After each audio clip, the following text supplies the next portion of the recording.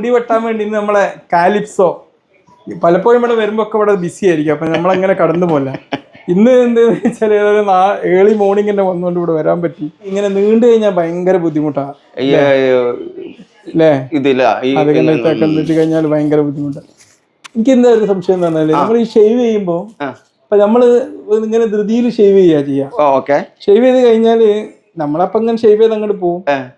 അവിടെ ചെന്നെത്തുമ്പോ ഉണ്ടാവും കുറച്ചൊക്കെ അപ്പുറം ഇവിടെ കുറച്ച് ഇങ്ങനെ ബാക്കി ഇങ്ങനെ കിടക്കും. അപ്പൊ ചില പേഷ്യൻസ് ഒക്കെ ചോദിക്കും അതായത് നിങ്ങളെ മീശ ശരിക്കും വടിഞ്ഞില്ലല്ലോ, പഠിച്ചെന്ന് ഉറപ്പാക്കാൻ എന്താ ചെയ്യേണ്ടത്?